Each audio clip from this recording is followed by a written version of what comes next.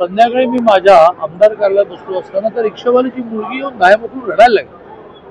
मग मी म्हटलं की कोण डीसीपी लावा. आणि मी डीसीपीला असं म्हटलं गौतमी पाटील असं कोणी असो तुम्ही केस दाखल करा. ते म्हणाले की गौतमी पाटीलांनी मान्य केलं की मी नव्हते, गाडी माझी होती, त्या रिक्षावाल्याचा सगळा खर्च मी करेन. तेवढं मागे लावून करून घ्या, संपला विषय.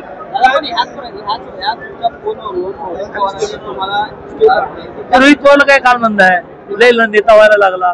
हा जरा जरा तरी स्वतःची पद सांभाळून धागे रे बाबा. काय म्हणाला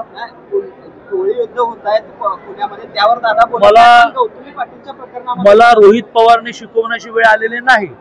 निलेश दायवळ विषयामध्ये मी काय केलं ते काही जाहीरपणे सांगू काय? आपोआप लुकआउटची ऑर्डर निघाली काय? त्यांना प्रत्येक वेळेला ढोल वाजवण्याची सवय, आम्हाला नाही सवय.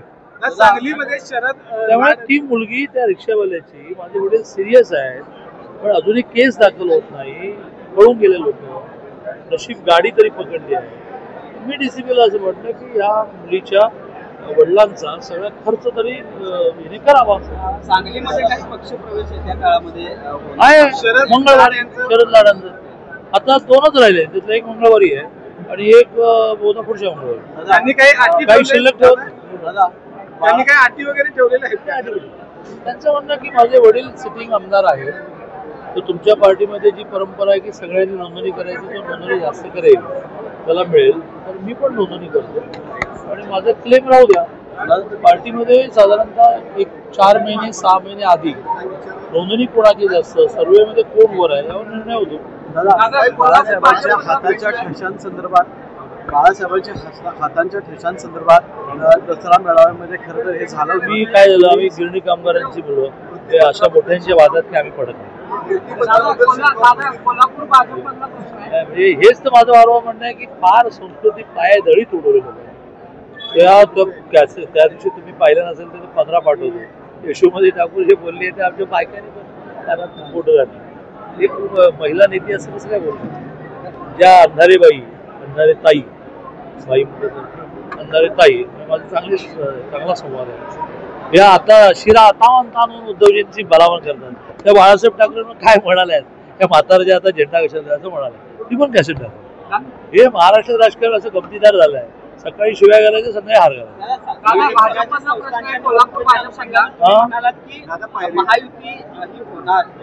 होणारच. कोल्हापूर महानगरपालिकेमध्ये एका बाजूला धनंजय मार्कांनी 80-81 जागा मागितल्या. हे गाणे असं म्हणायचं असतं, एकदा रिझर्वेशन पडली की बसू, दुसऱ्या दिवशी बसून सगळेजण नॉर्मलला येतात. काय कळेल. आणि ह्या जिल्ह्यापुरती तर मला खात्री आहे किंवा साधारणतः मी अवाजवी काही बोलत नाही, कधी कधी पार्टीचं नुकसान करतो. आणि त्यामुळे सगळेजण बसून प्रश्न सोडू, मुश्रीफ साहेब काय, धनंजय माडिक काय, तिकडे राजेश क्षीरसागर, सगळे एका दिशेने चालते ना. पदाधिकाऱ्यांमधील मतभेद आहेत ते तव्याट्यावर, भांडवली बादशाह भाजपमध्ये फिरत आहेत अशा पद्धतीने. जिवंत माणसांच्या घरामध्ये सुद्धा मतभेद असतात.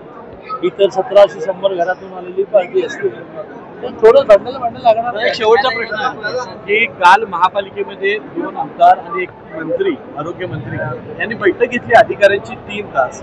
त्यामध्ये एकच सुरू होता की अधिकारी ऐकतच नाहीये, पाठवलेल्या लेटरला बघत सुद्धा नाहीये. 3 तास होऊन सुद्धा काहीच नाही. काय घटना घडल्या आणि काय पार्श्वभूमीवर ती बैठक झाली मला माहिती. पण अधिकाऱ्यांवर जरब नाही का? मला नाव चेहरा पण माहित नाही की कोण अधिकारी, कोणाचं ऐकलं नाही, मला काय माहिती. उगाच कोणावर तरी मी बोलून माझं बोलण्याला एक वजन आहे, तर तो माणूस बात करायला नको. पण स्वतः पालकमंत्री आणि आमदार बसले, त्यांनी समज दिली, आता सुधारणा होईल.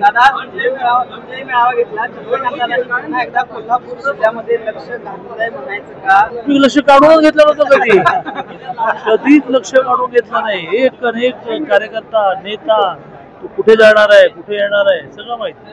मंगळवारी मोठा प्रवेश आहे कोल्हापूर जिल्ह्याचा सुद्धा. पालकमंत्री झाल्यापासून सांगलीकडे लक्ष होतं तुमचं, पण कोल्हापूरमध्ये असे पक्षाचे तसे फारसे कार्यक्रम पूर्ण महाराष्ट्रामध्ये मी महाराष्ट्राचा अध्यक्ष असताना लक्ष घालत होतो.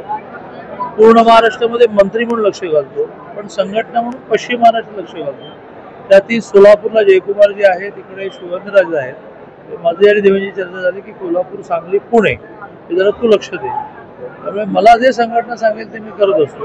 त्यामुळे कोल्हापुरातून लक्ष कधीच काढून घेतलं नाही. तुमच्या सगळ्यांचे परिचय आहे, तुमच्या आयुष्यात घडणाऱ्या सगळ्या घटना मला माहिती आहे. कोल्हापुरात चमत्कार का होणार नाही? मोठे मोठे मंगळवारी एक प्रवेश आहे, आता नाही सांगत. संध्याकाळपर्यंत तुम्हीच छापाल.